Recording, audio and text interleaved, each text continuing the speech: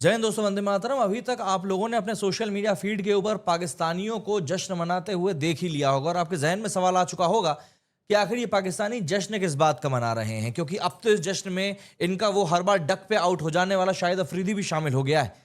आप इस बात को समझिए कि ये लोग इस बात का जश्न जो मना रहे हैं कि भैया हम जीत गए हैं, दरअसल ये जीतने का जश्न नहीं मना रहे हैं, ये जिंदा बच जाने का जश्न मना रहे हैं।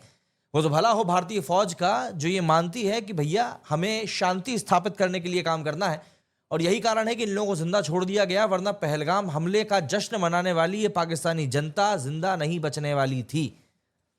अब आज के इस वीडियो में हम लोग जिस चीज के बारे में बात करने वाले हैं वो वाकई में आपको और भी ज्यादा शॉक कर देगी। दरअसल भारत ने एक ऐसे ऑपरेशन को अंजाम दिया है जिसने न सिर्फ पाकिस्तान के टेरर कैंप्स को ध्वस्त कर दिया है, बल्कि चाइना के so called world class defence system की पूरी तरीके से पोल भी खोल दी है। ये ऑपरेशन सिंदूर इंडिया का सर्जिकल स्ट्राइक था जो चाइना के आर्सेनल को ग्लोबल लेवल के मजाक में बदल के चला गया है। दरअसल 7, 8, 9 और 10 मई 2025 4 दिन जब इंडिया ने पाकिस्तान और पीओके के टेरर कैंप्स और पाकिस्तान एयरफोर्स के बेसिस को सर्जिकल प्रिसीशन के साथ में तबाह किया, तब बहावलपुर जो कि पाकिस्तान के अंदर करीब 100 किलोमीटर गहराई में मौजूद है, वहां तक इंडियन मिसाइल्स ने बिल्कुल पिन पॉइंट प्रिसीशन के साथ में दस्तक दी। और बात इतनी ही नहीं है, भारतीय आर्मी ने जब इसको लेकर प्रेस ब्रीफिंग करी तब उन लोगों ने तस्वीरों के साथ इस चीज का क्लेम बताया कि उन्होंने कहां पर, किस तरीके से, कब और क्यों हिट किया था। हालांकि पाकिस्तान के जो काउंटर पार्ट्स थे, जरा सी बेंच पर बैठने के बावजूद भी वो इस बात को बता नहीं पाए कि उन्होंने कैसे क्या किया। जाहिर सी बात है उनके पास तस्वीरें मौजूद नहीं थी। सबसे बड़ी बात यहां पर यह निकल कर आई है दोस्तों, चाइना के भरोसे बैठने वाले पाकिस्तान के एयर डिफेंस सिस्टम की यहां पर पोल खुल गई है। मतलब कि बिल्कुल नाकारा यहां पर यह साबित हुआ है।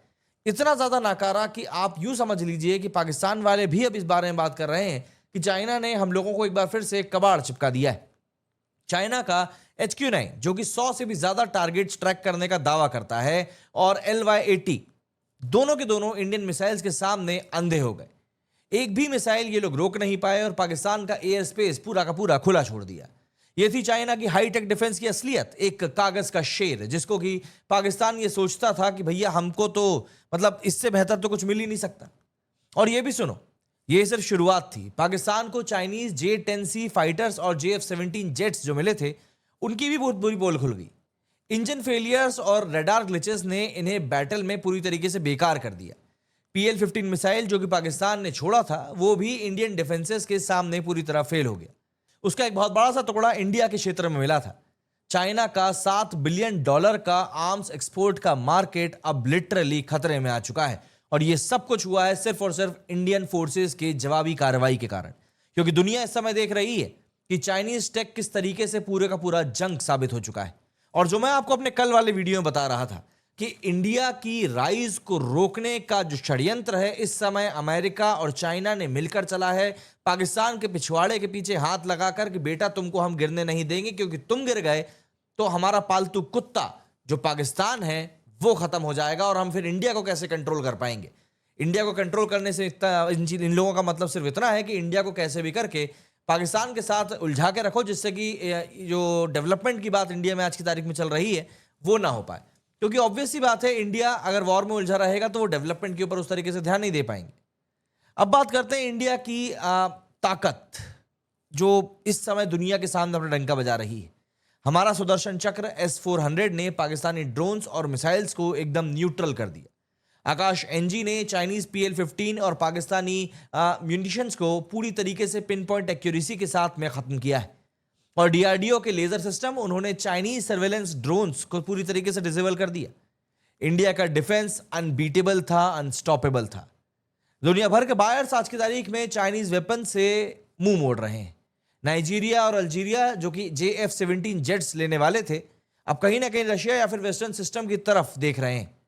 सऊदी अरेबिया और UAE जो कि HQ-9 सोच रहे थे, अब US पैट्रियट या रशिया S-400 को प्रेफर करेंगे।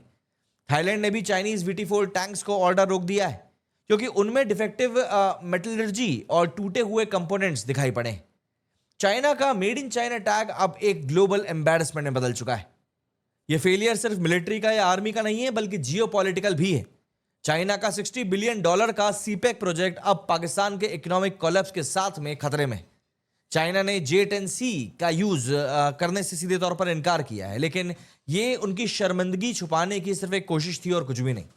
उनका ऑल वेदर पैक्ट भी पाकिस्तान अब मजाक बन चुका है और चाइनीज डिफेंस स्टॉक्स वो स्पेकुलेशंस में उछल रहे हैं, ट्रस्ट में नहीं। आप इस बात को समझिए कि ये कोई नया या पहली बार लगा हुआ शौक नहीं है।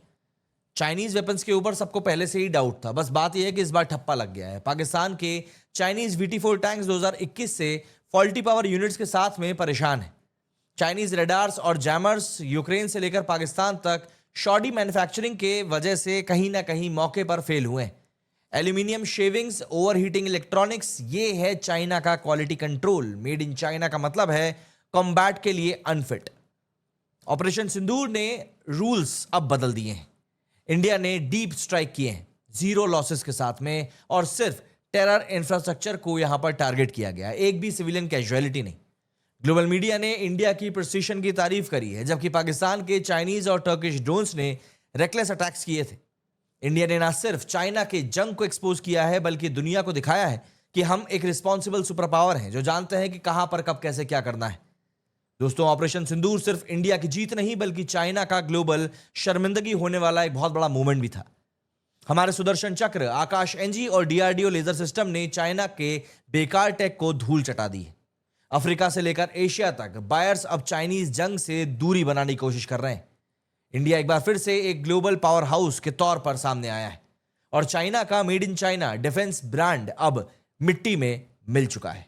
ऑब्वियसली बात है, इस बात को लेकर चाइना इस समय बहुत ज्यादा परेशान है और यही कारण है कि चाइना ने पिछले दिनों खुलकर इस बारे में कह दिया था कि भैया हम पाकिस्तान के साथ खड़े हैं। क्योंकि कहीं ना कहीं चाइना को भी इस बात का बहुत ज्यादा डर था कि पाकिस्तान कहीं उसकी ही पोल खोलना शुरू ना कर दे।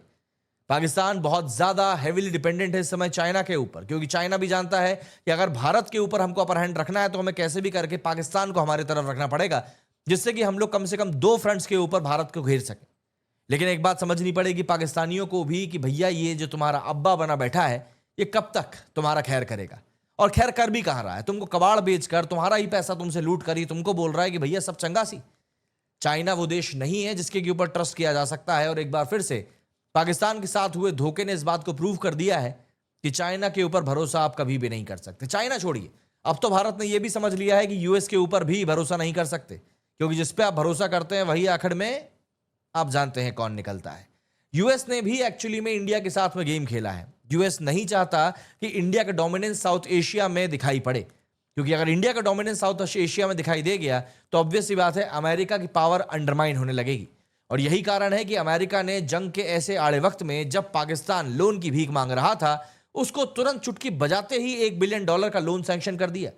वरना पाकिस्तान को लोन देने में ये लोग पाकिस्तान की नाक रगड़वा देते हैं, लेकिन यहां पर इस नाजुक मौके पर इन्होंने पाकिस्तान को बिना कुछ बोले तुरंत चुटकियां बजाते ही लोन दे दिया। यह बताता है कि पाकिस्तान इस समय कितना बड़ा टेरर का अड्डा बन चुका है और इस अड्डे को पालना अब कहीं ना कहीं अमेरिका की मजबूरी बन चुकी है। बात तो एक ये भी निकल कर आ रही है कि किराना हिल्स में जो कांड हुआ है उसके बाद में अमेरिका परेशान है कि क्या यहां पर कुछ ज्यादा बड़ा नुकसान हुआ है। सवाल तो यह भी सामने आ रहा है कि अगर ऐसा है तो क्या अमेरिका अभी भी पाकिस्तान को संरक्षित कर रहा है। सवाल बहुत सारे हैं, आने वाला वक्त इन सभी सवालों का जवाब जरूर देगा। आपका क्या कहना है इस बारे में कमेंट करके जरूर बताइएगा। मेरे इस वीडियो फिलहाल इतना ही। जय हिंद, जय भारत।